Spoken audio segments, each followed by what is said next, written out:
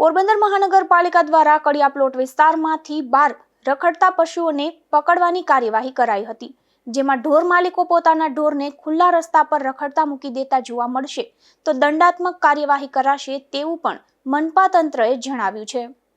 પોરબંદર શહેરમાં રસ્તા ઉપર રખડતા ઢોરને કારણે ટ્રાફિકમાં અવરોધ અને અકસ્માતની શક્યતા ઊભી થતી હોવાને ધ્યાનમાં રાખી મહાનગરપાલિકા દ્વારા સતત કાર્યવાહી હાથ ધરવામાં આવી રહી છે। કમિશનર પ્રજાપતિ તથા નાયબ મ્યુનિસિપલ કમિશનર મનન ચતુર્વેદીના માર્ગદર્શન અને સૂચના અનુસાર સેનિટેશન ઓફિસર જગદીશભાઈ ઢાંકીના નેતૃત્વ હેઠળ મહાનગરપાલિકાની ટીમ દ્વારા શહેરના કડિયા પ્લોટ વિસ્તારમાં વિશેષ ડ્રાઈવ હાથ ધરવામાં આવી હતી।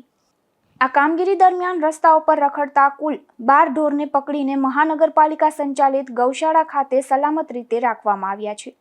આ કામગીરી દરમિયાન મહાનગરપાલિકાની ટીમ દ્વારા ટ્રાફિકમાં અવરોધ ન થાય તે માટે પોલીસ તંત્રનો પણ સહકાર લેવામાં આવ્યો હતો।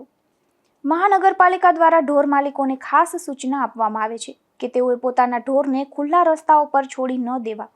જો રસ્તા પર ઢોર રખડતા જોવા મળશે તો મહાનગરપાલિકા દ્વારા તેમને પકડીને દંડાત્મક કાર્યવાહી કરવામાં આવશે તેમજ નિયમ મુજબ દંડ વસૂલવામાં આવશે। નિપુલ પોપટ સાથે અશોક થાનકી, ગુજરાત ન્યૂઝ, પોરબંદર।